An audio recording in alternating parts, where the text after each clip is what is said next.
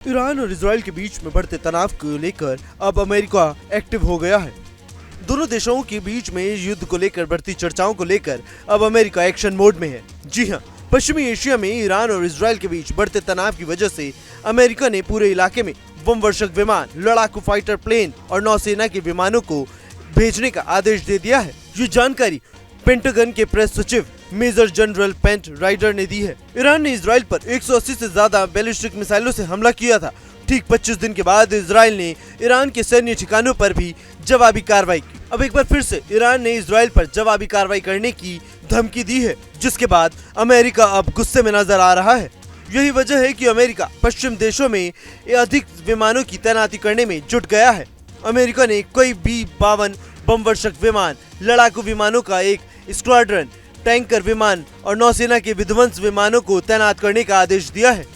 जल्दी ये विमान पश्चिम एशिया पहुंचेंगे। उधर USS अब्राहम लिंकन युद्धपोत जल्द ही अमेरिका लौट जाएगा। USS अब्राहम लिंकन विमानवाहन पोत और उसके स्ट्राइक ग्रुप में शामिल 3 विध्वंसक जल्द ही सैन्य डिएगो स्थित बंदरगाह पहुंच जाएंगे।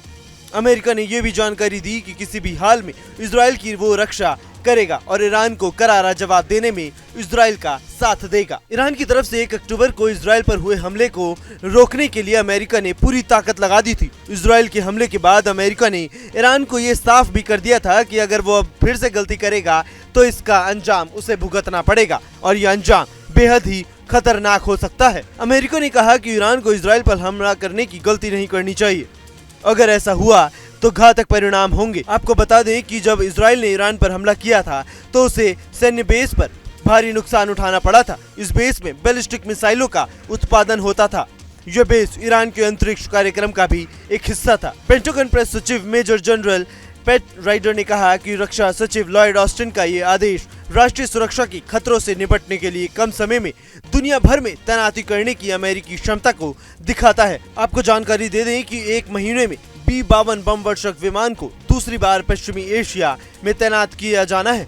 यह परमाणु सक्षम विमान है। अमेरिका ने अपने इसी खतरनाक विमान से यमन में हुती विद्रोहियों पर इसी महीने हमला भी किया था। पश्चिमी एशिया में मौजूदा समय में अमेरिका के लगभग 43,000 जवान तैनात हैं। वहीं बम वर्षक विमानों के तैनात होने से अमेरिका की स्थिति यहाँ और भी ज्यादा मजबूत हो जाएगी और अब इसके बाद माना जा रहा है कि ईरान की अब टेंशन बढ़ने वाली है। जहां एक तरफ अमेरिका और इजराइल एक होकर ईरान को जवाब देने की कोशिश में है, तो वहीं ईरान अब इजराइल और अमेरिका के चक्रव्यूह में फंसता हुआ नजर आ रहा है। अब देखना होगा कि इस युद्ध विराम पर कब आखिरी मोहर लगती है। Bureau report, news nation. News nation अब व्हाट्सएप पर खबरों के ताजा अपडेट के लिए न्यूज नेशन के इस QR कोड को स्कैन करें।